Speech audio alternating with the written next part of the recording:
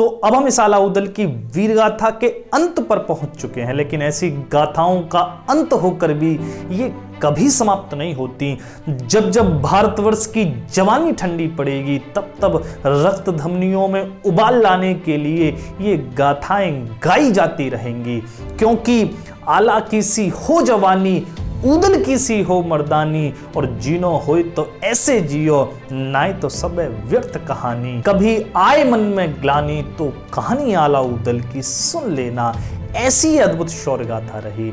मैंने ये पृथ्वीराज चौहान सीरीज में सिर्फ एक एपिसोड बनाने के लिए आलखंड उठाई थी, लेकिन अभी तक 40-42 इसके पार्ट बन चुके हैं। आप सभी ने इतना ज़्यादा प्यार दिया, पूरे देश भर से ऐसे ऐसे कमेंट भाइयों के आते रहे। एक कमेंट था कि किसी भाई का अखाड़ा है, वहां पर ये शौर्य गाथा पहले वो सुनाते हैं और उसके बाद वो अभ्यास करने जाते हैं, तो इससे अच्छा लगता है, बड़ा उत्साह बढ़ता है। और सिर्फ भारतवर्ष से ही नहीं, पूरी दुनिया से ही कमेंट आए, बहुत लोग इस गाथा में जुड़े, क्योंकि अलाउद्दीन का नाम तो भारतवर्ष में लोग नहीं जानते। बहुत से लोग तो इसको अल्लाउद्दीन कहते हैं, महाराज किसकी कथा सुना रहे हो, अलाउद्दीन को इस देश में नहीं जानते, लेकिन YouTube के माध्यम से विदेशों तक ये गाथा पहुंची है। बहुत से भाई इसमें जुड़े हैं, क्योंकि अभी तक क्या था कि सुरजन चैतन्य जैसे जो लोक कवि थे वो अपनी भाषा में इसको गा रहे थे।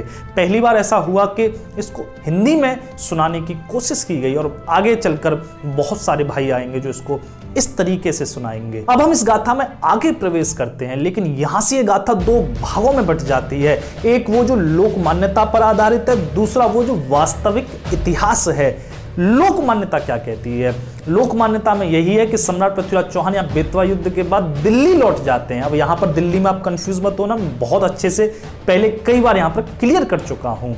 तो पृथ्वीराज चौहान दिल्ली चले गए, यहाँ पर मामा माहिल राजा परमाल को भड़काते हैं कि आपके पास तो अब अलाउद्दीन आ गए, लाखन आ गए, ऐसे ऐसे सूरवीर आ गए, अब आप क्यों नहीं दिल्ली पर चढ़ाई करते, ब्रह्मा का गौना क्यों नहीं करवा लेते। अब यहाँ पर राजा परमाल की भी बुद्धि चकरा जाती है। राजा परमाल तब एक पान का बीरा रखवा देते हैं, कौन सूरमा मोरे दल में जो गौने पर पान चबाए। यहाँ पर कौन पान चबाए, तब ऊदल खड़े होकर ये पान अपने हाथ में उठा लेते हैं। लेकिन मामा माहिल यहाँ पर अलाउद्दीन और ब्रह्मा से झगड़ा कराने के लिए ब्रह्मा को भड़का देते हैं। ब्रह्मा ऊदल ने पान उठा लिया है, और ऊदल अगर गया तुम्हारे साथ में तो सिर्फ तलवार चलेगी, वहां गौना तो कभी नहीं होने वाला।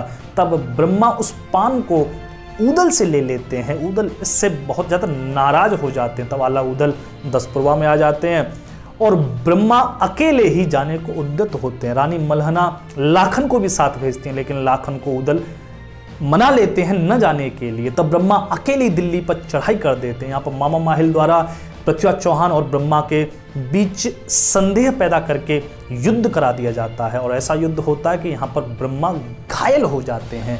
जब ये बात पता चलती है ऊदल को, तब ऊदल, आला और लाखन तीनों वीर अपनी सेना को लेकर पहुंचते हैं दिल्ली के रण मैदान में। यहाँ पर बड़ी जोर का युद्ध होता है। ऐसा रोमांचकारी वर्णन आलखंड में आपको देखने को प्राप्त होगा। बड़ा जोर का युद्ध होता है। इसमें बेला जो है, जो पृथ्वीराज चौहान की पुत्री बताई जाती है, वो बेला अपने ही भाई का सर काटकर ब्रह्मा के लिए भेंट में लाती। जो ताहर था, जो पृथ्वीराज चौहान का पुत्र था, उसका सर काटकर अपने पति ब्रह्मा के लिए वो भेंट में लाती। और अंत में जब ब्रह्मा की मृत्यु हो जाती है, तब वहां पर बेला सती होने को उद्यत होती है, और तब ये भयंकर युद्ध होता है। पृथ्वीराज चौहान में अलाउद्दीन, लाखन, ढेवा, ये सभी वीर वहां पर जूझ जाते हैं। इतना भयंकर युद्ध ये आलखंड में अंतिम होता रहे। यहीं पर सब ऊदल, लाखन, ढेवा सभी वीरगति को प्राप्त हो जाते हैं, और अंत में आला भयंकर युद्ध करते हैं, और बाद में वो संन्यास ले लेते हैं। तो ये युद्ध मैंने आपको बताया कि लोकमत पर आधारित है। वास्तव में तथ्यात्मक क्या हुआ, तो वो यही कि पृथ्वीराज चौहान अपनी सेना को लेकर महोबा की सीमा पर पहुंचते हैं। जब अलाउद्दीन नहीं थे वहां पर, तब मलखान से युद्ध हुआ। सिरसागढ़ का पहला युद्ध हुआ। मलखान जब वीरगति को प्राप्त हो गए, तब ये कीरत सागर का युद्ध हुआ। उसके बाद ये नदी बेतवा का युद्ध हुआ, और अंत में महोबा का युद्ध हुआ। तो ये 4 युद्ध आपको देखने को प्राप्त होंगे, और अंतिम युद्ध में ये सभी वीर वीरगति को प्राप्त हो जाते हैं। तो अब हम बात करते हैं इस तथ्यात्मक इतिहास की। यहाँ पर पृथ्वीराज चौहान से युद्ध करके अलाउद्दीन और लाखन सभी पहुंचते हैं महोबा नगर में। राजा परमाल स्वयं स्वागत के लिए तत्पर थे। राजा परमाल ने तब हृदय से आला को लगा लिया, ऊदल को लगा लिया, आंखों से अश्रुपात होने लगा। मोह आएगो चंदेले को, नैना बही नीर की धार, और बातें बहुत भई आला से, राजा बहुत गए शर्मा। यहाँ पर राजा परमाल को बड़ा संकोच हो रहा है, क्योंकि इन्हीं आला उदल को बेवजह देश निकाला दिया था, आज उन्हीं की जरूरत पड़ गई। तब आला से परमाल बोले, पृथ्वी घेरत गढ़ महुबे को, सुनो जान मचावत रार। पिथौरा ने इस महोबा को घेर लिया है, इसको सूना जानकर वो रार करने को तत्पर हो रहा है। तब यहाँ पर आला का वो आक्रोश फूट पड़ा जो वो दबाए दबाए चले आ रहे थे। आला यहाँ पर बिगड़ कर बोले, महाराज आपके साथ ऐसा क्यों न हो। जब मेरा भाई मलखान अकेले जूझ रहा था तब महोबा उसकी सहायता के लिए नहीं पहुंचा। जूझगो नाहर सिरसा वारो, तब खबर आप नहीं लीन। आपने तब भी खबर नहीं ली और हमें भी खबर नहीं पहुंचाई, और खबर जो पावत मलखाने की, पृथ्वी दे तो धूल मिला। अगर आपने हमें भी खबर दी होती तो मेरा भाई मलखान आज जीवित होता। तब यहाँ पर आला बिलख कर अंत में बोले, भुजा टूट गई है आला की, हैगा बली वीर चौहान। मेरी एक भुजा ही मानो टूट गई मलखान के रूप में, अब तो ताकतवर वो पिथौरा हो ही जाएगा। तब यहाँ पर राजा परमाल आला को धीर बनाते हैं। परमाल बोले, आला मैं एक व्यक्ति की तरह नहीं विचार सकता, मुझे अपनी प्रजा की चिंता करनी पड़ती है। मुझे विश्वास था सिरसागढ़ को ही प्राप्त करके पिथौरा अजमेर लौट जाएगा। मैं इस महोबा को युद्ध की अग्नि में झोंकना नहीं चाहता था, इसीलिए मैंने अभी तक उसे संधि पत्रों में उलझा रखा है। लेकिन अब इस महोबा की बागडोर तुम्हारे हाथों में है, तुम चाहो तो संधि करो या फिर युद्ध करो। आला इस बात पर तमक गए, महाराज कैसी बात करते हो। मैं यहाँ पर कन्नौज से इसलिए नहीं आया कि पिथौरा के हाथ का गंगा जल पीकर उसके साथ संधि कर लूं, उन हाथों से संधि कर लूं जिन्होंने मेरे भाई मलखान को वीरगति दी है। कैसी बात करते हो। अब तो युद्ध होगा, और तब तक युद्ध होगा जब तक कोई एक सेना धूल में नहीं मिल जाती, एक भी वीर बचा रहेगा, ये युद्ध तब तक चलता रहेगा। तब यहाँ पर आला ने उदल को आज्ञा देनी, समस्त सेना को एकत्रित करो, युद्ध के लिए अब समय आ पहुंचा है। यहाँ पर आला उदल का आना सुनकर महोबा राज्य से प्रत्येक 16 वर्ष से अधिक युवा वीर अपनी मातृभूमि के लिए जूझने आ पहुंचा था। यहाँ महोबा अपने अंतिम युद्ध के लिए तैयार हो रहा है, और वहाँ चौहान शिविर में सम्राट पृथ्वीराज चौहान भी तत्पर हैं इस युद्ध के लिए। अपने सभी सामंत सेनापतियों के साथ उन्होंने इस युद्ध की योजना बनाई, व्यूह रचना कीनी। तब सम्राट को युद्ध के लिए तत्पर देखकर अंत में चामुंड राय बोले, महाराज अगर आप चाहो तो आप इस शिविर में विश्राम करो और हमें आज्ञा दो। हम कल सूर्यास्त होने तक महोबा की समस्त सेना को इस रणभूमि की धूल में मिला देंगे, और अजमेर का झंडा महोबा के गढ़ पर फहरा रहा होगा। आप हमें आज्ञा दीजिए। तब ये बात सुनकर सम्राट पृथ्वीराज चौहान चामुंड राय से बोले, सेनापति उस सेना की चिंता मत करो जहां पर अनेक सिंहों का नेतृत्व कोई गीदड़ कर रहा हो। चिंता उसकी करो जहां पर अनेक गिदड़ों का नेतृत्व कोई एक सिंह कर रहा हो, और यहाँ पर ये महोबा के सेनापति ही वो सिंह हैं जिनके साथ कमजोर से कमजोर सैनिक भी एक सिंह की तरह जूझ जाएगा। इसीलिए कल के युद्ध में तुम भयभीत हो, क्योंकि भय ही तुम्हें सावधान करेगा। महोबा अपना अंतिम युद्ध करने आ रहा है, और उनके पास हार कर पीछे लौटने का भी अब कोई विकल्प नहीं है। इसीलिए इस युद्ध का नेतृत्व हम स्वयं करेंगे। तब सम्राट पृथ्वीराज चौहान इस युद्ध का नेतृत्व करते हुए रणभूमि में आकर उपस्थित होते हैं। एक तरफ चौहान वाहिनी उस रण मैदान को सजाकर प्रस्तुत हो गई। यहाँ पर महोबा के सैनिक भी अपने शिविरों से निकलकर रणभूमि में जाने को उद्यत होते हैं। आला भी बख्तरबंद पहनकर पहुंचते हैं। ऊदल ने जब आला को कवच बांधे देखा तब विनती की, नहीं भैया आप इस युद्ध में न जाओ, इस युद्ध का नेतृत्व मुझे करने दो।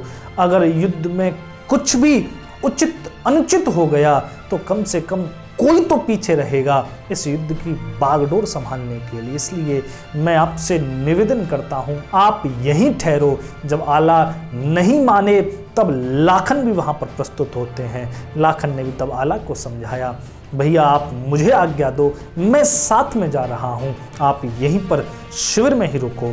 तब यहाँ पर लाखन, ऊदल, ढेवा, रूपन सभी इस युद्ध के लिए तत्पर होते हैं। आला वहीं पर रुकते हैं। सभी शूरवीर सैनिकों के साथ इन शूरवीर सेनापतियों ने अंतिम गंगा जल पान किया। एक तुलसी का दल अपने मुख में लिया और निकल पड़े रणभूमि की ओर। वहां पहुंचे जहां पर चौहान सेना पहले से ही प्रस्तुत थी, जहां पर चौहान सेना के बिगुल बज रहे थे। दोनों ओर ही ये अजमेर और महोबा की सेना आमने सामने आकर खड़ी हुई। पहले नगाड़ा में जिनबंदी, दूसर बांध लीन हथियार और तीसरा नगाड़ा के बजते खन। छत्री सबे भय तैयार और रण की मोहर बाजन लागी, रण का होल लगा व्यवहार। सूंड लपेटा हाथी भिड़ गए, अंकुश भिड़े महोत्तन क्यार। और हौदा हौदा इकमिल है गे, छत्रिन खींच लई तलवार। और भिड़े सिपाही दोनों दल के और असवारन से असवार। पैया रथ के रथ में भिड़ गए, तीरन भिड़ गए तीर कमान। और खटखट खटखट तेगा बोले, रण में छपक छपक तलवार। ये भयंकर युद्ध, हाथियों से हाथी जा भिड़े, घुड़सवार घुड़सवारों पर टूट पड़े। यहाँ पर ये पैदल सैनिक भी एक दूसरे से जाकर जूझने लगे। ये समर धीरे धीरे धीरे भयंकर होने लगा और 12 कोस में चले सिरोही, नदियां बही रक्त की धार। और कागत बरने तेही समय की, अद्भुत समर कहा नहीं जाए। ऐसा ये 12 कोस में होकर भयंकर युद्ध चल रहा था, जिसको जिन आंखों ने देखा वे ही समझ सकते हैं इस युद्ध की भीभत्सता को, और कोई क्या ही समझ सकता है। फिरे बुसुंडा बिन मुंडा के, रुंडा करें खूब तलवार। यहाँ पर शूरवीरों के सर कट गए, लेकिन अभी भी उनके धड़ लड़ रहे हैं।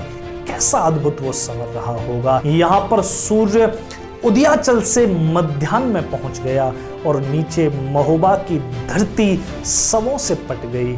बहुत से सूरवीरों की तलवार पकड़े हाथ कटकर उस धरती पर बिखरे पड़े हैं। बहुत से सूरवीरों के मस्तक मुकुट सहित कटकर गिरे पड़े हैं। बहुत से सूरवीरों के कवच बांधे, बख्तरबंद बांधे, उनके वो धड़ उस रणभूमि में यत्र तत्र दिखाई पड़ते हैं। ऊपर से चील, गिद्ध, स्वान, स्यार उस भूमि पर ऐसे झपट रहे हैं जैसे मानो कोई भोज का आयोजन हो। ये अजमेर और महोबा के वीर सैनिक अपना चरम का युद्ध कर रहे हैं। ऊदल अपने बैदुल पर सवार होकर अपनी सेना को एक सशक्त नेतृत्व दे रहे हैं। वहां लाखन भी अपनी भूरी हथनी के पैरों तले बड़े बड़े चौहान सैनिकों को रौंद रहे हैं। वहां पर चामुंड राय भी अपने एकदंता हाथी को लेकर जिधर प्रवेश कर जाते हैं वहीं पर शवों के ढेर लगा देते हैं। ऐसा प्रलयंकारी जब युद्ध करते चामुंड राय को देखा तब ढेवा ने अपने घोड़े की लगाम खींची और जाकर खड़े हो गए एकदंता हाथी के सामने और ललकार कर चामुंड राय को बोले, अरे सेनापति, क्यों सैनिकों पर अपना परिश्रम व्यर्थ करते हो? अरे जौहर अपना मुझ पर दिखाओ। तब ऐसी ललकार दीनी ढेवा ने। चामुंड राय और ढेवा दोनों आपस में भिड़ गए। चौंडा ब्राह्मण के समूह पर ढेवा भिड़े सामने जाए। यहाँ पर ढेवा और चामुंड राय बड़ा ही जोर का युद्ध करने लगे। दोनों ही सूरवीरों में कौन कम था, ये द्वंद्व देखते बनता था। तब यहाँ पर जो एकदंता हाथी था चामुंड राय का, उसने ढेवा के घोड़े को अपनी सूंड में ऐसा लपेटकर ऐसी चोट दीनी कि दोनों ही उस युद्ध भूमि में धराशायी हो गए। ये घोड़ा तो मृत्यु को प्राप्त हो गया, लेकिन ढेवा जैसे ही अपने आप को संभाल कर खड़े हुए द्वंद्व के लिए तत्पर होते, तब तक तो चामुंड राय का भाला उनकी छाती के आर पार हो चुका था। ये वीर उस रणभूमि में वीरोचित गति प्राप्त कर गए। जब ऐसे ढेवा को वीरगति प्राप्त करते हुए जगनिक ने देखा, तब जगनिक अपने घोड़े को लेकर चामुंड राय के पास पहुंचते हैं और ललकारा द्वंद के लिए। यहाँ पर जगनिक और चामुंड राय का द्वंद होने लगा, लेकिन कुछ ही देर में यहाँ पर चामुंड राय ने ऐसी सांग चलाई जो जगनिक के बख्तरबंद को चीरकर छाती के आर पार हो गई। यहाँ पर ये वीर जगनिक भी वीरगति को प्राप्त हो गए। बहुत लड़ाई भई दोनों में, जगनिक जूझ गए मैदान, यहाँ जगनिक वीरगति प्राप्त कर गए। वहां पर गंगा मामा भी प्रलंकारी युद्ध कर रहे हैं। उनका युद्ध हुआ, जो सेनापति भूरा थे, सेनापति भूरा और गंगा मामा का युद्ध हुआ। गंगा मामा ने वहां सेनापति भूरा को वीरगति दी। उसके बाद सेनापति भुवंता आ पहुंचा, भुवंता को भी राजा गंगा ने वीरगति प्रदान की। ये दृश्य देखकर धांधु मचल गए। तब धांधु क्रोधित होकर अपने घोड़े को लेकर पहुंचे राजा गंगा के पास, द्वंद के लिए ललकारा। यहाँ पर राजा गंगा और धांधु का बड़ा ही अद्भुत द्वंद चलने लगा। दोनों ही शूरवीरों में कौन कम था। यहाँ पर राजा गंगा भी टूट रहे थे धांधु पर, यहाँ पर धांधु भी टूट रहे थे राजा गंगा पर। ऐसे लड़ते लड़ते एक क्षण ऐसा आया जब धांधु ने अपनी पूरी ताकत लगाकर अपनी तलवार से ऐसा वार किया कि राजा गंगा ने उस वार को बचाने के लिए अपनी तलवार लगाई और तलवार टूट गई। टूट सिरोही गई गंगा की, खाली मूठ हाथ रह जाए, उस तलवार की खाली मूठ हाथ में रह गई। तब राजा गंगा मुस्कुरा दिए। यहाँ पर एक ही क्षण में धांधु ने उनकी गर्दन उनके धड़ से अलग कर दी। जैसे ही राजा गंगा वीरगति को प्राप्त हुए, लाखन ने सुना, लाखन क्रोध से तमतमा गए। मामा वीरगति को प्राप्त हो गए। लाखन अपनी भूरी हथनी को लेकर सामने पहुंचे धांधु के, धांधु को द्वंद के लिए ललकारा। यहाँ पर धांधु और लाखन का युद्ध होने लगा। बड़ा ही रोमांचकारी द्वंद चल रहा है।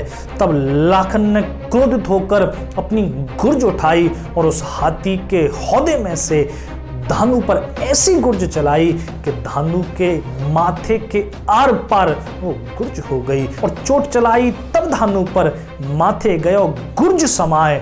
यहाँ पर धांधु वीरगति को प्राप्त हो गए। धांधु जूझे परलय हुई गई, बोले पृथ्वीराज घबराए। धीरे धीरे उस रणभूमि में ऐसे बहुमूल्य शूरवीर वीरगति को प्राप्त हो रहे थे, मानो लग रहा हो कि इस युद्ध के बाद ये संपूर्ण आर्यावर्त ही वीरों से विहीन हो जाएगा। ये ऐसा भयंकर युद्ध। उस दिन बड़े बड़े सूरमाओं ने अपने कर्तव्य कर्म के लिए, अपनी माटी के लिए अपना बलिदान दे दिया। उस दिन आसमान में उदित होने वाले सूर्यदेव को भी शायद तरस आ गया हो, अस्ताचल को चले गए। संध्या हो गई, संध्या को ये युद्ध विराम हुआ। उस दिन दोनों ओर ही इतनी हानि हुई थी कि इसका हिसाब लगाने का भी वक्त किसी के पास नहीं था। दोनों सेनाएं, अजमेर की सेना अपने शिविर में लौटी, यहाँ महोबा की सेना अपने शिविर में लौटी। उस दिन जितने भी योद्धा वीरगति को प्राप्त हुए, उन सभी का अंतिम संस्कार किया गया। अब यहाँ पर दूसरे दिन के युद्ध की तैयारी है। अब अगला जो भाग आएगा वो इस अलाउद्दीन सीरीज का अंतिम भाग होगा, इसलिए इस अंतिम भाग को आप सभी भाई जरूर देखें। अंत इस युद्ध का कैसे हुआ तो उसकी हम चर्चा अगले भाग में करेंगे। बहुत बहुत धन्यवाद आप सभी का इस वीडियो को सुनने के लिए। जय श्री राम, हर हर महादेव।